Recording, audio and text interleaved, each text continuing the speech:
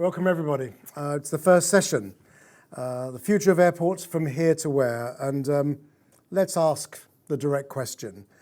Should airports reimagine a different future? Ibra first. Yep, I think they must. And I don't think it's just because of COVID. I think that we should imagine a new future because we need to stay relevant to our customers and customers' expectations and what drives those expectations are changing. And for too long, I think many airports have kind of ignored that to a certain extent. And I think customers' expectations and behavior is driven by what's happening in their day-to-day life, in the high street, in shopping malls, with brands. And we just borrow those customers for a couple of hours. Yes, they behave differently. Yes, they have a different mindset, but their expectations are driven from their experiences. And we've got to understand that and we've got to adapt to that. So yes, there is no choice. Lutz, you have a view? Oh, absolutely. I absolutely agree with Ibrahim. We have to reimagine a new future. If you look at the history, the typology of airport terminals was always twofold. You had a terminal and you had piers. It then evolved into a topology of four. You had a terminal, you had a security check, you had a mall, a shopping experience, and then you had a piers. And some people, some critics are saying, well, it was reduced to a shopping mall with aircraft. And now we really have to reimagine the future, saying what is the new typology that excites the passengers while at the same time fulfilling all the operational and functional requirements. That is going to be the big question going forward.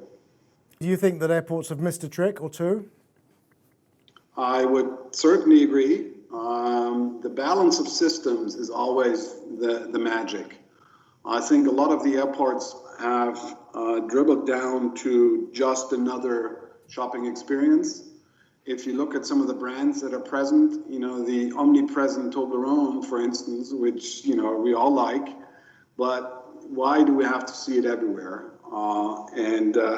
And that's just an example of why it's become so indifferent in a lot of airports. So you have to be more local, I think. You have to be more different, if that is even English. You really have to find the right differentiator to catch the excitement again. Think of the 19th century, early 20th century railway stations, where people were actually awestruck. And think of some of the early terminals where people were equally awestruck. And yeah, I think we have to bring some of that back in order for passengers to have a great experience. Polly? Oh, absolutely. I think that you've got an audience that's captive, that you have an idea of what they're doing and where they're going. Data holds the solution, holds the answer to the question, and it's just a question of how you connect in a way to serve them better. Technology has overtaken the experience, and it's now a question of linking the experience to technology and back to consumers. Arguably, airports and retailers alike, and the airlines particularly, operate in a mutually exclusive zone. They don't really talk to each other, they suffer each other. I think that what you're saying, you've latched on to the fact that shared data is going to be pivotal to genuine growth for the airport. They have to repurpose themselves. They have to reimagine what they're doing, particularly in terms of their connectability with consumers. And there's very little evidence of that in terms of anything they use in terms of social media. Oh, 100%. But they are not, they're not alone with that. Social media, you have to remember that social media didn't exist 15 years ago, and now half the planet spends 3 hours a day on it. That doesn't actually mean businesses of any type have got the right tools to leverage it. You take a brand like Gymshark, which has gone from zero to being $1 billion business in 8 years. Whilst many businesses are still grappling as to how they deal with it, it requires a complete rethink. It's as much as architecting a good social media program is like architecting a new building. Consumers have run off the pitch with the ball, and it's now for everybody else to learn how to work out and catch up with them. Gymshark as a model, and that's the answer. It takes a re-architecture to make it work. Ibrahim? Yeah, absolutely. I agree. It's very early days. We've got to absolutely understand the power of not just social media, how we engage consumers in a virtual realm, and how we begin to understand the value of the physical space and its impact on the virtual space, and how we quantify that value is the basis of the new commercialization. Do you think that airport management, legacy management that we're dealing with at the moment, actually have that vision? I think it's not just airports. I think real estate managers in retail are all struggling with this, because the management of real estate is no longer about real estate. It's no longer about property, physical property. It's about experience, and it's about how we, again, as I say, demonstrate the impact that physical space can have on the consumer in a virtual world, whether it be digital platforms or online e-commerce. It's our job, it's the job of the real estate asset managers in the future to be able to measure and quantify that value and build revenue models around it. And I think, it's, as I say, it's not just airports, but yes, there are challenges with airports as well. We've got to stop leasing boxes with glass fronts. We've got to start curating experiences, and the leasing of the box is a byproduct of that. What is the experience first? And maybe the solution is not a box. Maybe it's something else. Maybe it's a stage. Maybe it's a virtual experience. But as I say, we can't move forward into the future and be relevant and be future-proofed by thinking about real estate in fixed-term leases, MAGs. That, to me, this world is being disrupted not because of architecture or design or even technology. What's really disrupting this world is a disruption of revenue, lease, and valuation models. The problem is the powers that be are totally focused on present-proofing rather than future-proofing. I can't see, they need to be inextricably linked. You can't do one without the other. The problem is that they have to advance future-proofing in 5 months, not the 5 years that they would originally have planned. Yeah, I'd go further than that. I would say all retail businesses, all consumer-facing businesses are facing a very, very different world, because what used to be a great thing, being a responsive business, finding out what your customers want and responding to their needs, is no longer viable as much as it was. What's now viable and what's now essential is to shift from being a responsive business to being a predictive business. How do you become a predictive business? That means you've got to try to stay one step ahead of the consumer. And I think that is really, really critical. Lutz? I think what we're finding more and more is that the actual physical space needs to respond to multiple purposes and multiple demands. As the social media virtual rooms, virtual spaces become more and more complex, the actual physical spaces need to be able to adapt and be much more flexible than previously. Previously, you had this high-class segment of passengers in the 50s and 60s who would come in, who would expect nothing less than a leather seat, would be sitting down. Now, we have to have a physical space that can adapt to seasonality, Christmas, summer, winter, even daily, much more adaptable. You want spaces early in the morning that are like a coffee shop for the passengers. And then, of course, during lunchtime or dinner time, it could be completely different. And then maybe you want to have a fire chat in that same physical space with the same steel roof. And that is something we all have to grapple with, this double, triple, quadruple functionality of our physical spaces that are not just hold rooms or not just a shop, as you were saying before, was a glass front, but this wants to be pop-up, this wants to be changing, this wants to be surprising. And to cram all that into the physical spaces is going to be exciting and difficult. And there'll be a lot of trial and error of some things that work. We also cannot forget that passengers are already consumers. They are already paying through the nose to get from A to B, and they're most of them are experienced travelers, and they want that extra. They want that extra feeling of being in a space that is adapting as the day, as the season, as the year moves on. Ibrahim, do you think the future of non-aeronautical revenue will depend then on traditional retail and F&B as exists? If not, what other types of commercial opportunities do you actually see? Because at the moment, everything is limited to X amount of categories, and it's been the same for many, many years. The industry has to open up, doesn't it? Yeah, and I think, and not just the industry, the retail industry generally, I think, faces that. And I think when you say traditional, look, there's always going to be traditional transactional retail.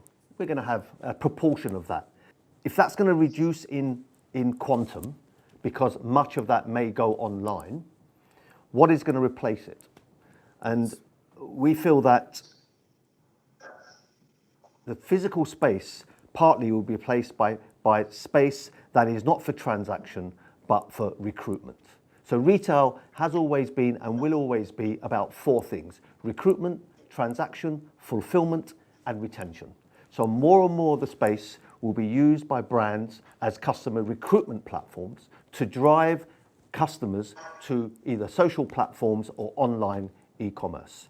So if we agree that that is the case, and we can debate how much of it, that means that those kind of spaces will be behaving more like a media brand.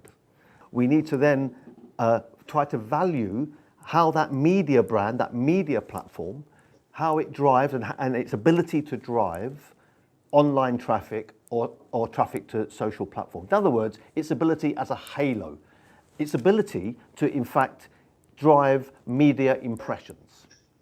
And how do we therefore value a space that drives media impressions? How do you measure it? Well, you can measure it through data, and Polly can talk a lot more expertly than I can on that. But I think there's an opportunity to measure that through understanding the data, capturing that data, and therefore it won't be valued necessarily in square footage or indeed in turnover or indeed as MAG. There's a way, I'm sure, of measuring the value of that physical space in driving media impressions. The second part of your question, what other offers? I mean, they are different offers because brands will take those spaces, and therefore, if we design and master plan an airport with that in mind, we will attract a lot of new players into that space that see an airport as a very powerful media platform, which it is, and it's the most powerful kind of media platform in the world for a brand. It will attract pure players, online players. It will attract publishing brands, culture brands, broadcast brands, entertainment brands, any brand that wants to engage with a very powerful consumer globally on that kind of media platform. But also, I think other kind of commercial offers, I think co-working is a very interesting thing to look at. I mean, if we're going to have increased working from home, and I'm working from home and I have a flight at 6 p.m., maybe I will choose to go to an airport at 9 a.m. with a great co-working place that's linked to a fantastic gym and a spa and a restaurant and retail, and the co-working is part of that IDL, part of the public realm. That could be very interesting. I certainly think that wellness has got to be accelerated, and the therapies and mindfulness therapies that are really growing, and COVID's impact on people's demand for nature and biophilia. I think when it comes to designing airports, we've got to really think about biophilia. New type of lounge experiences, maybe that are sponsored or branded by different types of brands, media brands or entertainment brands. I think esports is something we should be looking at. But the big difference is that if we're going to think about the commercial space more and more like a media platform, that changes everything. It changes the design of the space, it changes its master plan, it changes its construction, it becomes a kit of parts, a modular, programmable platform. It changes the capital investment that is needed, i.e. less. It changes the operational costs. We believe operationally those costs will come down. It changes the revenue model, of course. Completely. And the rent model. So the world changes once we think about a commercial area, commercial zone, as a media platform alongside traditional transactional retail. And we're having those conversations and doing those kind of projects on downtown and shopping centres and high streets. And this is the kind of strategy and the philosophy we're exploring. And it's very, very interesting. Would you subscribe to that view, Polly? Yeah, I would, absolutely. I think, at the end of the day, the hardest thing that any brand has to do is to get a consumer to, and what you have in an airport is a rare commodity. You have consumers with time. We're all busy. We're all busy in normal life. But when you're in an airport, you have got an hour and a half downtime, which is extraordinary. It doesn't happen anywhere else. And so if you think of it as, I challenge it a little bit further, which I believe is even more than the media value of it, is the fact that it's an opportunity to connect with consumers who have time. So it's about a value proposition that says you can guarantee an audience is available and you can serve them during that time. Now that service might not be a sale, but it might be an opportunity to have the first touch point with a new product. And I think that is immensely valuable because what every brand is trying to do is connect with a customer, and you have them there. And so maybe trying to sell them something in the traditional sense of retail right now is actually completely counterintuitive. It would be much better to be able to serve them with services and treat them in a very new way. It's a really interesting value proposition, and obviously linked. You've got to be able to take that audience and then reconnect with them when they're out of the airport space as well. So which is where the media value then comes in, because you've created a relationship that is really hard to build in any other environment. Yeah, Lutz, what IB has outlined is nothing more than wholesale change, a complete repurposing of airports. How much of that do you agree with? Well, of course, I would never criticize my colleagues, but Go on. You can do it. I have to take the airport operator's view here for a second. As much as I absolutely agree that the airports are going to change into a media platform and are already doing so, some more, some less. Let's not forget that the airport is mostly about one thing, and that is funneling passengers from landside into an aircraft and back under certain regulations and rules. And what we find is that in order to be a successful airport, you have to look at the balance of systems. You have to bring the non-aviation and the aviation into a balance. You have to look at the business and at the operation. If you get lost in being recruited by all these fantastic brands and then miss your plane, you got one unhappy customer that might never go back to that just brand that he was just recruited because these guys made him miss his plane. So the balance of systems is something that's very important that we feel we have to look at. And we also find that there's a certain, I'm going to call it, clash in recruiting, because first and foremost, as an airport, you want to recruit these passengers to your airport. You want to attract these people to come to your airport. Now, a lot of airports are monopolies, like Munich Airport. There's not a lot of airports around, but in London, it's a little different, for instance, or in Paris or in New York. So you have to have that recruitment drive as an airport. We got the best media platform, we got the best experience, we got the best spa, we got the best airfares, and we got the best airlines. So that's one recruitment. And then, of course, you have the recruitment by the airlines. If you look at Munich's Terminal 2, which is all Lufthansa, that's a very big brand presence. It's very tough to run up against that. And then you have the recruitment by the brands. So if you look at it from an operator's point of view, you have that recruitment drive to become the airport of choice, and also to become a destination. We're in Munich, we're extremely lucky. We have an average of 35,000 people each weekend who just visit, because we have the airport center. During Christmas time, it's double and sometimes even more people who are not passengers, who are not coming to pick anybody up. They're just coming because it's a destination. And as we all know, a lot of other airports in Zurich has 60,000 travelers on their rail system that have nothing to do with the airport. So the balance of systems, I think, is something to keep in mind. Otherwise, the brands are unhappy, the airports are unhappy, and most of all, the passengers are unhappy. Lutz, in what ways will new airports, new terminal planning, master planning change forever as a result of what's happened with COVID-19? When it comes to it, we're looking at dramatic changes in airport planning, not least landside and also at gate level. We can't carry on as we are because people are half doing the job, not completely doing it. And without confidence, this industry is screwed. You need to get customer confidence, the will to travel again. There's some, but it's nowhere near where it needs to be. I absolutely agree. And I think there's no clear answer. There's no one solution moving forward. What we're looking at is an integration of spaces. As I said before, you had a very distinct typology, terminal pier, then it morphed into a more complex, maybe 4 or 5 different topologies. And I think what we're finding now is it'll be more integrated. What used to be a strict hold room with 120 seats in long rows now becomes more of a waiting area, of a hold room.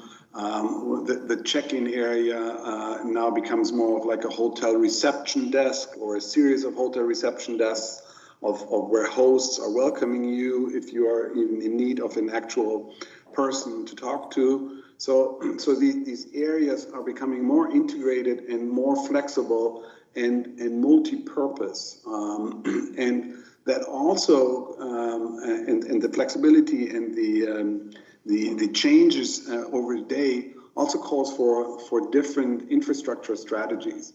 We're looking at integrating acoustic changes, very cheap. You can turn on acoustic absorption. It's like 1,000 pounds a pop, really cheap. And then also all of a sudden you feel like you're at home in your actual fireplace because it soothes so much. Fragrancing, it's standard in hotels, in hotel lobbies. It's just becoming interesting for terminals and terminal operators. Amsterdam is using lavender on their security screening spots.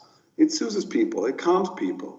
And stuff like that, and measurements like that, where you integrate soft and hard facts and software together with hardware, I think is the future, where you don't distinguish between these actual steps and saying, okay, now you're boarding the plane, everybody line up and don't talk to each other, or now you're talking to the passport guy, look him in the eye, take off your glasses. That sort of thing becomes differentiated. So you're basically saying it's mellow master planning. It's mellow master planning, and also you might be able to eliminate some of the steps. The data protection in Europe is a little different than, let's say, in the U.S. In the U.S., you've given up all the rights to your data anyway on Facebook and Google or whatever, and there's so many cameras. What we're looking at now is as you enter the terminal, the camera picks you up, greets you very friendly on your iPhone and says, welcome, Lutz, we're so happy you're here. You can go straight to your Lufthansa flight to Munich, or you can go to the spa, or you can, we see you don't have a bag, that's great, you don't need the bag drop. Are you sure you have the same passport as last time? If you do, just go straight ahead. If you don't, go see an agent. That sort of thing. So you don't even actually need to have that proof. Who are you? Where do you want to go? Prove it to me. Which is so, step by step by step. And it becomes much more integrated. Mellow, maybe that's the word, where you actually only have to cross one hurdle. That is the security between airside or between landside and airside. Once you've crossed that with a nice fragrance in your nose and the memories of southern France, maybe, it becomes a completely different experience. Polly? Yeah, I'm with. I love the laughter, but I think coming back to the business of time and the fact that the consumer has a device through which you can communicate in their hand. why don't you make my time bookable? Why can't I book things so that the whole journey to the airport is curated? That means I can't miss my flight, but that means I can be productive in my time. And being able to understand consumers' needs means that those boxes that you've got printed can be much more transient based on the type that's coming through the airport. The time now is to be agile, and the commodity that airports have is consumers with time on their hands, and it's coming back to this single point of how do you serve those customers in the most efficient way as they're going on their journey. They have a device in their hands through which you can communicate in a variety of ways. As pointed out, we know there's so much data that you know about people. How do you use it in a really smart way to create a frictionless, high-value experience that makes me choose to fly through that airport because I get a better service? How much of an impact do you think social listening will have for airports if they used it actively? Oh, massive. I mean, it's CCTV sort of steroids in that it's the exhaust of the world. You can hear what, it's 24/7 exit survey. It's happening all the time. Whatever you want to know exists in that data. We collect the data from 2 million businesses every day. It's got gold nuggets running through it. If once you understand the vein you want to listen to, it will tell you what your customer is looking for. The challenge is mapping it in a way that delivers value for the business. But the answer is there. You just need to know which question you want to ask. Do any airports use your resource or airport retailers? No, there's far too much discussion about whether they should, not what they should do with it. The focus on social media is frequently about what we say, not what is the customer saying. And the value is in what is the customer saying and how can I engage with that customer? Because the gold of social media is the touch point is rather than using it as a broadcast channel, as an old-fashioned media outlet, it's actually how do you engage with that consumer, particularly at a point in time where they've got time on their hands. I totally agree. Social media isn't a broadcast channel; it's a dialogue channel, and I think that has to shift. But I just want to pick up on Polly's point about pre-booking. I think this is a very interesting kind of development, and COVID has accelerated that. I think we're seeing what we're referring to as the by appointment economy, and I think the impact that's going to have is we're going to see the mainstreaming of premium experiences. What were previously very premium luxury experiences, we're going to see those become more and more mainstream. So people will be pre-booking experiences, not just restaurants, but other experiences, maybe driven by the fact that they want to feel safe, but I think that will become habitual and expected. So this idea of retail that was previously premium becoming mainstream, more mainstream, is going to be a very interesting development, prompted and catalysed by COVID. So if I could just jump in there too, I think we're working on making places bookable, and it changes the dynamic because it means you can use time much better. And I think from the airport's perspective, it also changes the services you can put in those boxes because suddenly maybe I want to book an appointment to see that new car that's out, or it changes the sort of stuff you're selling if consumers can book time to do that thing. It's a very different value proposition. Lutz, comment? It used to be that only at airports you were able to buy certain things. It certainly used to be that you were able to buy certain things at certain better prices at airports. That, of course, has dramatically changed because you can buy anything you want at home on your computer. So it's really obvious that you need, as an airport or as an offering, you need to move away from just offering the usual Toblerone. I'm going to say it again, even I like that stuff. Polly, where do you think airports can learn from the high street? Who stands out from you as actually making a difference now? I think the dynamic has changed. The dynamic of work has changed. All of the data says that as much as we're being asked to go back to cities, people are not going back to cities. And is that going to revert very fast? I suspect not. So I think there's an element of reflection required because if we're not all venturing into that luxury world of the city, but living a slightly more localized, in inverted commas, village of experience, is that opportunity to serve a very curated, high-end, experience in an airport. Exciting, but also I need to be able to consume the things I do. So I think we're in a period of extreme change, and consumers' requirements have changed, but not that much. So I think it's thinking about how their lives change, what can they go through it.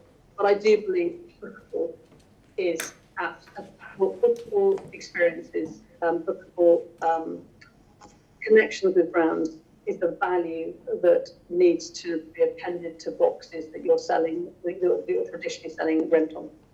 Sorry, one more thing. It's making the connection with the consumer a commodity that the airport sells to brands. And it's creating a different transactional model, if you like, with the brands you apply to those airport spaces.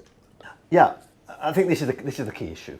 And I sit on the UK government's High Street Task Force board, and we're tackling the same issues. And the issue of dying high streets, dying shopping centres comes back to one thing, one of many things, but a key thing is clone high streets, cookie cutter retail, cookie cutter experiences. And I think what can the airports learn? I think we can learn that the high streets are pivoting into real sort of localism. They're beginning to develop strategies where they combine independent, small, local brands with national and international brands, and they bring them together, they curate them together to respond to consumers and citizens' demand for experiences that are real, that are ephemeral, and that are imperfect. I think people are moving towards environments and places that are more domestic, more kind of raw, less polished, and I think that is going to impact, and it should impact how airports are designed and what experiences goes in them. But I would go further than that. I think what we can learn from the high street, not that the high street has done it yet, but it's a big conversation, is that there's got to be a people revolution. There's got to be a people revolution in the retail real estate industry and in airports. We've got to have much more diverse people running these businesses. We've got to bring people who are curators, who are social media experts, who are writers, journalists, data scientists, not just real estate people and asset managers. I think that's the key. That's the revolution. And the industry has got to be filled by much more diverse people who understand consumers. And I think one thing, I suppose, generally in retail, whether it's domestic or airports, in the retail industry, is that it's full of men. And the alpha shopper in the world are women. We don't have enough women in our industry. And we don't have enough younger women in our industry, and not enough diversity. So I think from both sides, from an expertise point of view and from a diversity point of view, we've got to have a people revolution. Interesting. By implication, Polly, do you want to come back to that first before I raise another question? More Pollies. Definitely more Pollies. Do you want to make comment on that? Or is it just a given? I think, look, as a planet, we want more wonky carrots, if that makes any sense. Everything being the same, the novelty worn off. Yes. Absolutely, women are the shoppers. So, if you actually stopped and thought about this a few years back, I think we'd have seen the problem coming. So there's a huge opportunity to reset the clock. There's a massive data out there that's actually telling you what consumers are doing. I only need to watch my 13-year-old daughter watching Snapchat to realise that whilst I'm meant to know a lot about social media, I actually know very little. So the speed of change is huge. But actually consumers, I think the big question we should all ask ourselves is, what is the one thing we will do in 10 years' time in an airport? Because I think there's a risk of forgetting the obvious. And actually, you've got to serve people, you've got to give them a good time. And that's what got left out of high street planning 10 years ago. Lutz, if you can come on back to this. I mean, what Ib raised was something quite radical. By implication, it's suggesting that the existing management on airports is simply not up to the job to reflect the changes that are required. Would you subscribe to that? Well, if my bosses are not listening, yes. But no, but you know, a lot of the airport managers that I know are ex-airline people, they're transport people. They are not specializing in airport in personal experiences and passenger experience. It's only just coming de rigueur. So you know, in Germany we say the fish stinks from the head down. And that is a problem. It really is a problem because managers at airports, primarily, at least the ones that I know, are looking at the throughput and passengers. That's what they're measured on. It's operational. It's purely operational. It's not experiential. It's not. Experience isn't a word in their vocabulary. It isn't. Not really. And what's also quite fascinating is that they're much adverse to trial and error. You know, it's quite interesting. They're listening to the airlines, they're listening to the federal police, they're listening to regulations, but they're not out there trying to risk something. Hey, let's do something fun. You know, let's ask a woman what they want, or you know, oh my God, you know. So it's quite interesting how they are with these billions of euros, dollars at stake, are risk averse. Yes. And they're not out there, you know, grilling open pit flames on the airside, you know. Yeah, they're not fit for purpose. Sorry, actually, not fit for purpose. Yeah, you're right, because most of the background is different. So the trial and error part, which has also always been, you know, an urban trait. You know, let's open a shop, let's try it out. I'm 24, I'm young, I want to try something. It works, great. Doesn't, damn. You know, so airport managers are not like that. You know, they talk to the board members of Lufthansa or Swiss Air or British, and they have these incredibly designed environments that they're talking about, instead of having this unpolished, as Ibrahim was saying before, this unpolished pavement where let's try out a bar, let's do a pop-up, let's do something. Let me just ask you one question. Then, if you could effect one change tomorrow that doesn't cost an arm and a leg in an airport, what would it be to help drive customer experience? One thing. One thing, more unpolished areas, less predictable areas, you know, more dirt in the literal sense of the word. You want to pick up on something here? Yeah, pick up on Polly's point about listening to customers. And from our experience, you know, we work with a lot of FMCG brands, whether it be Mondelez, Nestle, Diageo, and we get exposed and we're part of the immense amount of research that's done, consumer research, trialing, understanding in real granular form, you know, what consumers think about, you know, the changing a shape of a bottle, changing one line on a toothpaste packaging. And then we get involved in airports, so we get involved in literally designing new cities, and nowhere near as much research or listening to citizens and customers takes place. And I think that is a really important point. And I think we need to really think about much deeper research of understanding and ethnographic research, observing what our passengers, customers, our audience really are looking for in order to become predictive businesses. That's the key. And the second point is I've been over 30 years in too many workshops about designing airports where all the conversation is about architecture and about engineering and about what shape the roof should be, whether it's wavy or square, and not much talk about consumers, brands, experiences, and shopping and entertainment and all the things that really we should be talking about. And I think a takeout from that is when it comes to engineering, aviation, planning and terminal design, that should happen absolutely in parallel to the customer experience. Front and strategy. centre. Front and centre. In fact, I would go further than that. I think it should drive it. Polly? It's spot on. I mean, I think, the way that planning is done, as you say, Ibrahim, it's about people's opinion, and sometimes quite a closed group, or it's an inquiry where people go and say what they think, but maybe only certain people go to that, or it's a survey where maybe only some people stop.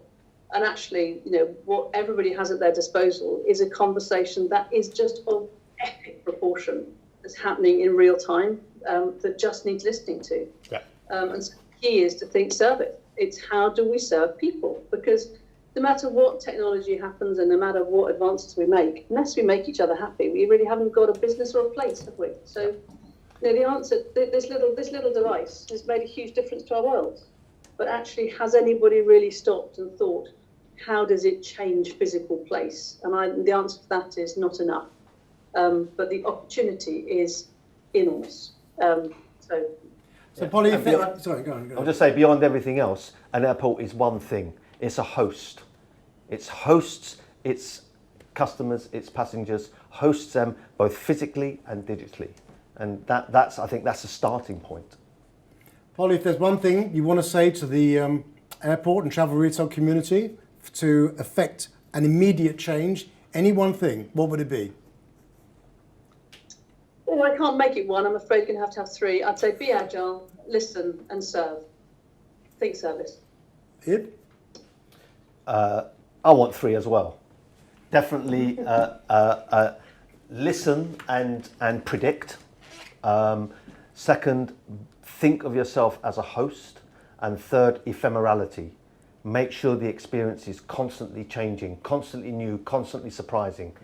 Do one thing as an airport. Build serendipity machines. Serendipity is the most powerful emotion of any consumer, any customer. If we can build serendipity machines, then we've hit the holy grail.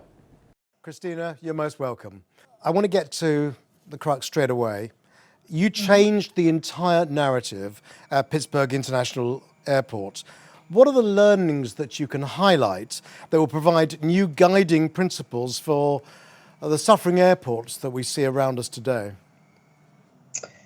First of all, thank you for having me. I'm thrilled to be here. It's nice to have this conversation and to take the time to take a step back in the middle of this craziness. We're coming up on 6 months of irregular ops, and it's nice to be able to take a look out to the future and start thinking about how great things are going to be, which I know we're going to get to at some point in this conversation. To your question, the thing that has helped us the most, and we have found to be incredibly effective throughout the pandemic, is that we had created a 5-year business strategy at the end of last year coming into this year. And it turns out that it holds all of the elements of the pandemic really well.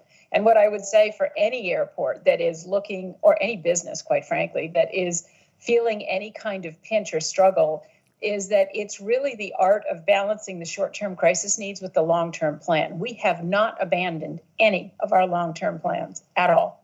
We've repurposed them. We have reoriented them. We have reprioritized the tasks within them, but we are sticking to the 5 main principles and 5 main objectives that we have for the next 5 years, as well as to our dual imperatives. And everything we're doing fits within that. I want to go back a bit, pre-COVID.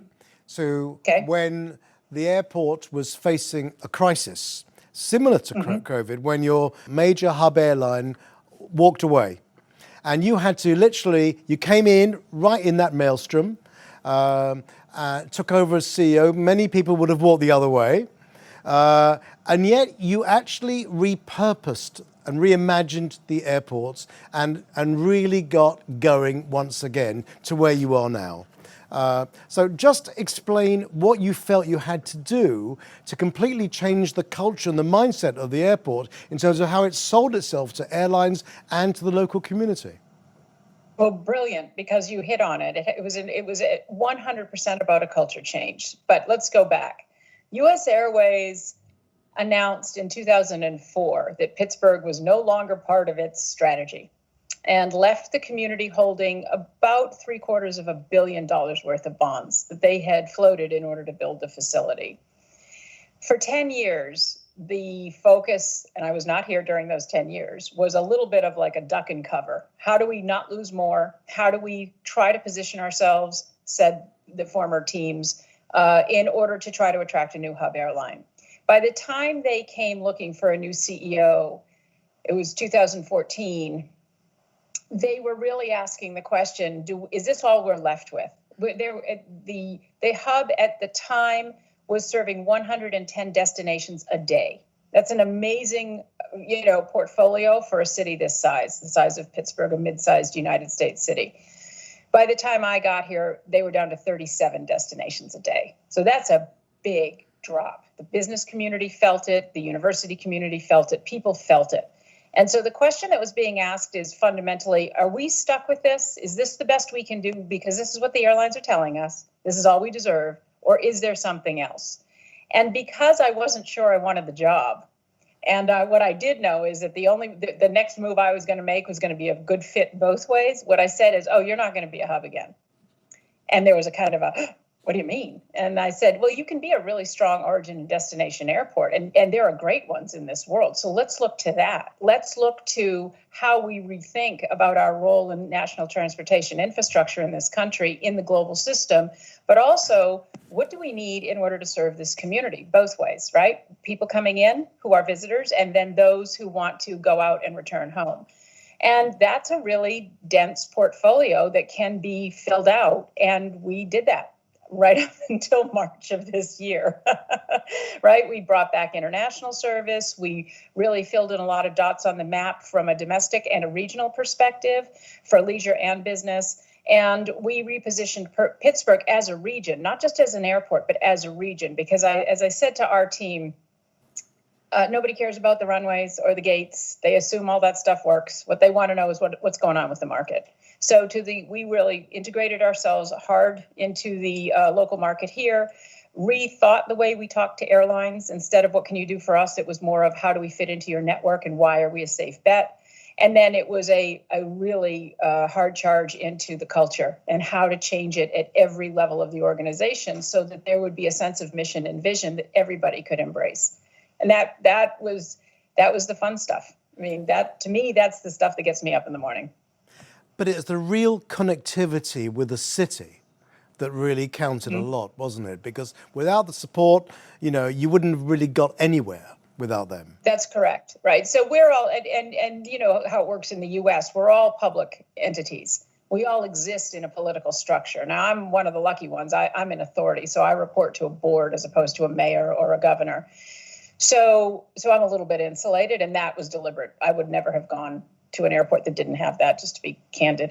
So this political structure was set up to have the airport kind of sit and operate as a very distinct public facility. In other words, we're part of a global system. We're not kind of a city department. You know what I mean? And they got that. Pittsburgh got that. So what the community said was, fix it. And I said, okay, well, here's what I'm going to need to do. And they said, go ahead, just fix it. So yes, that was absolutely essential. And then it was my job and incumbent on me and this leadership team to continually communicate with them, to let them know what was going on and why. Why is this okay? Why are we on track? And here are the goals, and here's what to expect. So I would say that, yeah, that support was critical, but then it became critical for us to continue to earn it. Do you actually think airports have the management will and structure to move to a more collaborative approach with retailers, brands and airlines in order to meet the very challenge of adjusting models? Well, I can't speak for everybody, but I can tell you that there's much more willingness to see that we are all codependent. We depend on each other. I have been very eager to see airports finally get their due in the ecosystem, right? And so if you look at aircraft manufacturers, airlines, airports, we're not necessarily the sexiest of the industries. But then if you look at airports, and within airports and the travel retailers and the airlines and the community, we have a very strong central role. So how do we all come to the table in a much more collaborative manner? That conversation, I feel like more people are willing to have today because they are realizing wait a minute, that, this is not a zero-sum game, right? It really has to be working together. It's not like if I win, you lose. It's how do we both win? And how do we find ways that we can really instill confidence in travel? Because here's the thing, none of us exist in a vacuum. So if my airport is safe and clean and healthy and people feel good at it, but they don't feel good stepping on the plane or getting off at the airport they're going to, or getting into the rental car or their hotel, then the whole industry suffers. And so I think that there's a realization among some of us, and more every day, that we really do have to work together. So yes, I think the will is there. People want, all of us in the industry want to see it rebound. First of all, we're all dying to go somewhere. Yes, for sure. I don't know about you, but I'd much rather be having this conversation in person than over yet another video call. Do you think there'll be a quantum shift in the way airports, I'm not talking specifically Pittsburgh here, but other airports globally will change their infrastructure to accommodate the new consumer needs? I think that's what the real question is going to be, is what are we going to have to do? First of all, what's going to be required? What are sort of after 9/11, not sort of, after 9/11, very clearly we had to fit in TSA checkpoints and EDS machines and all of that. So what is the requirement now? A lot of us are figuring, and there's no mandate, and especially in this country, so we're figuring it out and we're sharing information.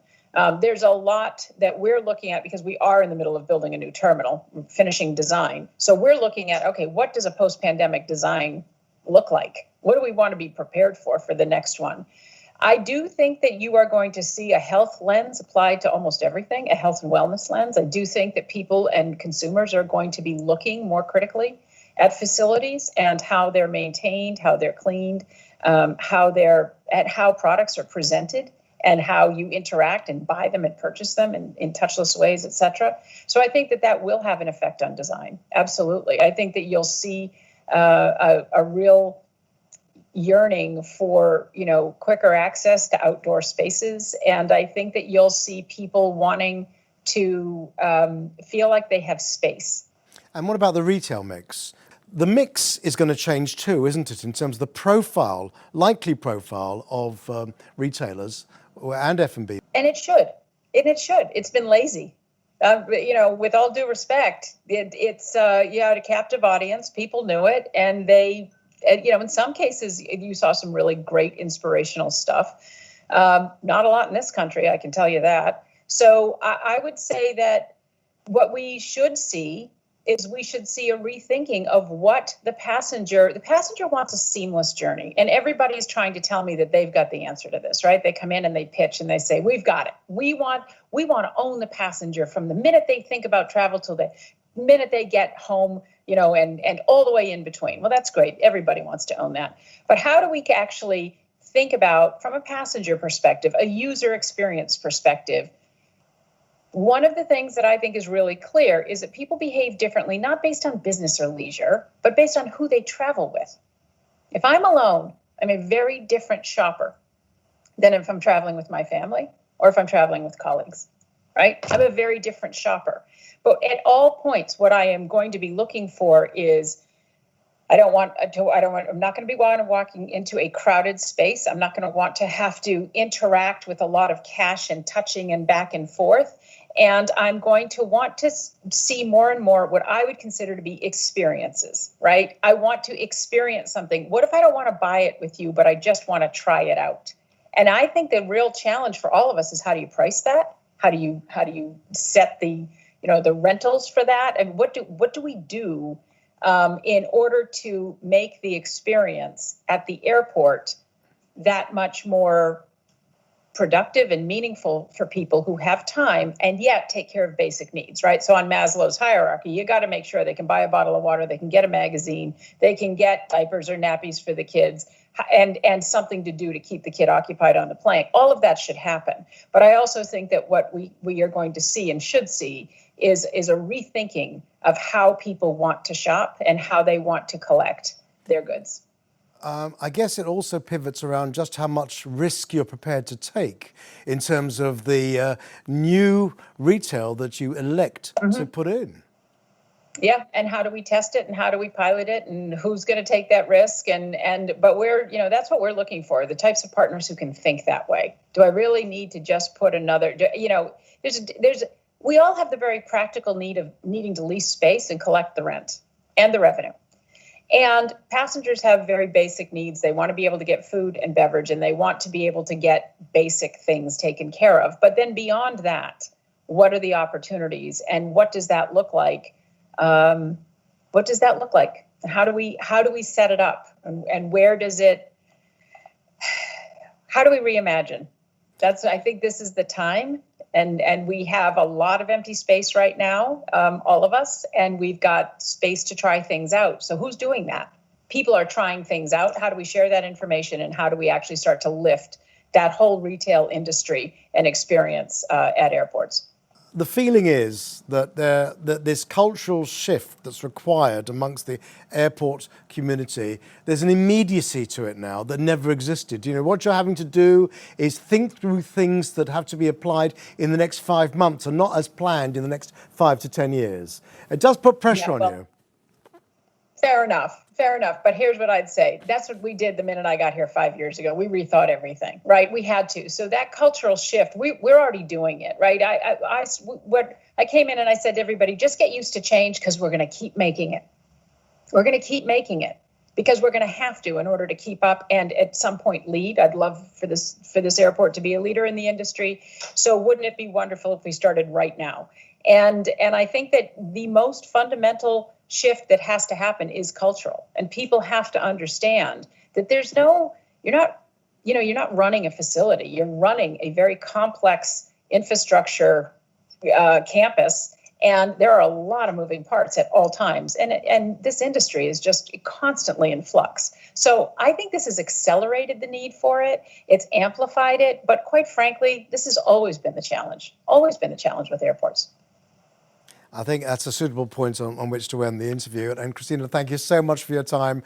I think that your spirit has been stirring and acts as something that the industry can learn from and hopefully act on in the coming months. Many thanks for your time. Thank you. I appreciate that. I'm flattered. And thank you for this time. I enjoyed the conversation. Excellent. Thank you again. Cheers now.